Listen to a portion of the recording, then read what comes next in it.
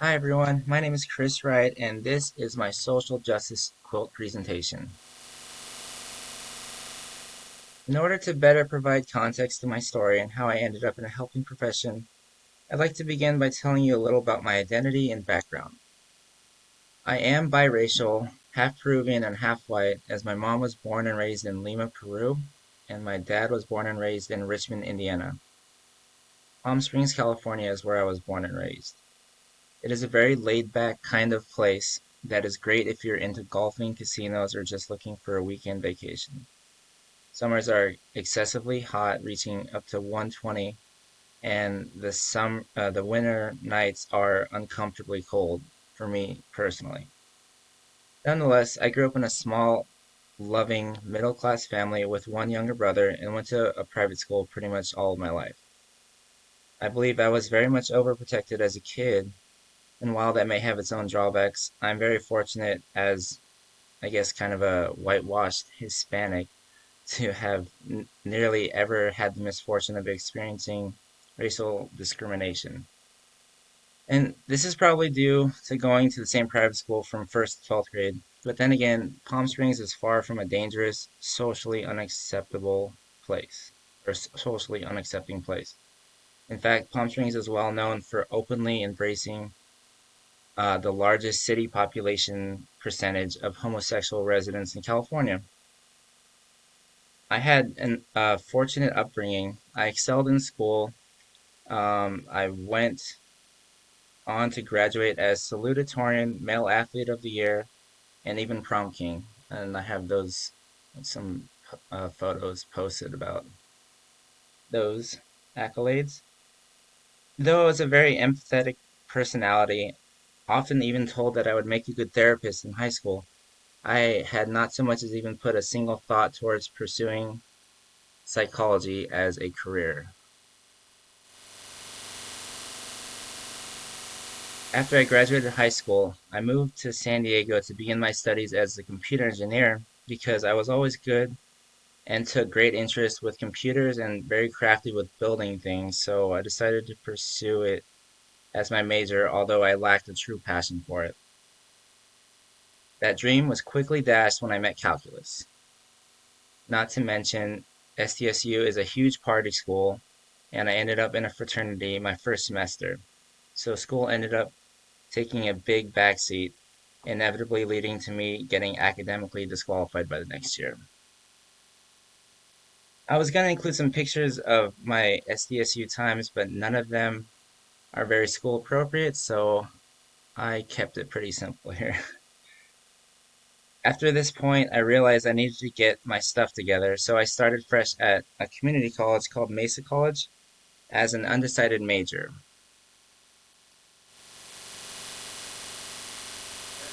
And that's when I come to my traumatic life changing event that happened shortly after this. It was maybe my second semester at Mesa when my life changed forever. For the sake of being sensitive to the graphic nature of the incident, I'm going to spare the details of what happened. But in short, I found myself in the wrong place at the wrong time one night, and I was violently attacked and threatened to be killed.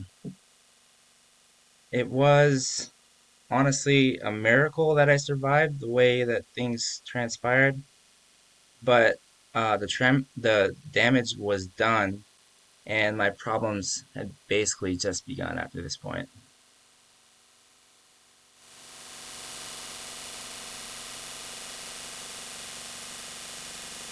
After this event, everything changed.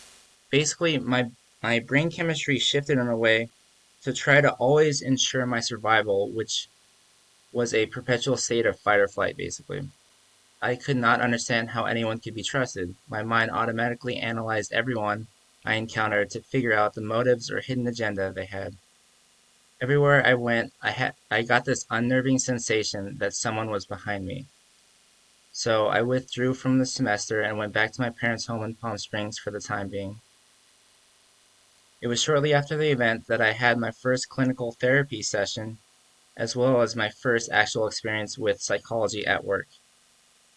In the beginning, it was just generalized anxiety disorder and eventually PTSD that I was dealing with. But the complications soared out of control over time, leading me to a place where I was diagnosed with social anxiety disorder, a panic disorder, and eventually agoraphobia. To make matters worse, also which serves as an area of topic for my social justice issue, was the types and doses of the prescriptions I was given by my psychiatrist. I'll get into detail about that in a little bit. Um, as all of you who are psychology graduate students are probably well aware of, the most efficient approach to treating these sorts of psychological illnesses typically consists of the combination of both medication and therapy. Nonetheless, therapeutic modalities are designed to directly address the core internal issues that are the root causes of anxiety, depression, panic, etc. What isn't the cure is fast-acting, highly addictive medications such as benzodiazepines, especially when used for long term. I was prescribed an excessively high dose of Xanax, and it seemed to calm the frequent panic and anxiety attacks in the moment, but did not ever resolve the cognitively distorted perceptions I had of the world, which meant every time the medication's effect wore off, my anxiety would escalate to a higher than original state. I tried to use the medication so I could get through my classes at the time, then return to and stay at home to counter the anxiety surge that would come later. But this was a terrible strategy and it led to only worse things happening. These bad habits not only led to me developing a fear of panic every time I was away from my safe place at home, but a disgusting dependency and addiction to the medication. To further complicate things, my tolerance only grew as I used more of the medication, so higher doses were needed to get me through classes.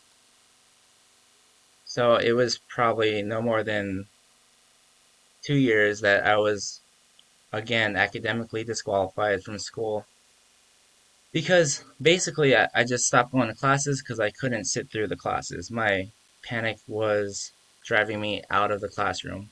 I couldn't sit down and not freak out basically for no reason. So after so long, the medication became a double-edged sword.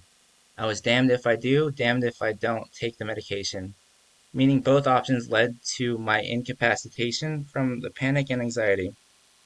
This led to agoraphobia to the point that I could not leave my home for 4 long years.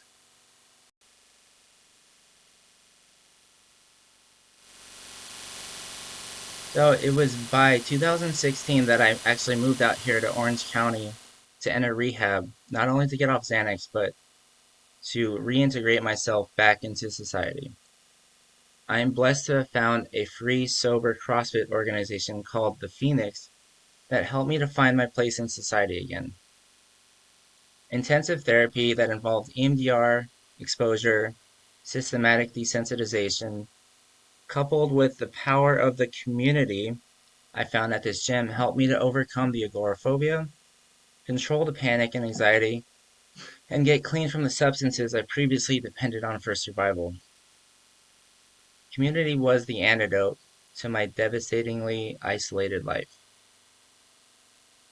Cognitive behavioral therapy corrected so many distorted views I held for all those years, and the EMDR helped make the effects from trauma more manageable. But community was my antidote. Community is so powerful that it bolstered me to become a CrossFit coach today and even president of a Toastmasters club for public speaking.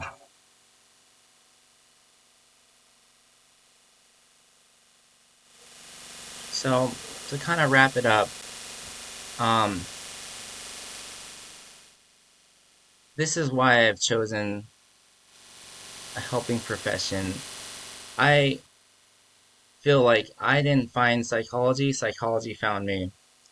I didn't know where I was going with my life, and things happened in a way they just drew me to the right place where I was meant to be, and I have no doubts about that. I didn't end up in this field by accident. Everything that's happened to me happened for me, not to me. I have a pretty deep sense of empathy for people that has only been enhanced because of what I've been through. I have a passion to help others, particularly those that struggle with the mental health issues similar to my past. I have a deep level of understanding and relatability with individuals who struggle with issues with anxiety, panic, dissociations, trauma, and everything in between. And what I do know is that what I sought more than anything in the world during those dark years was to be understood and to know that I wasn't alone. Intentional listening goes a long way, no matter how it takes place.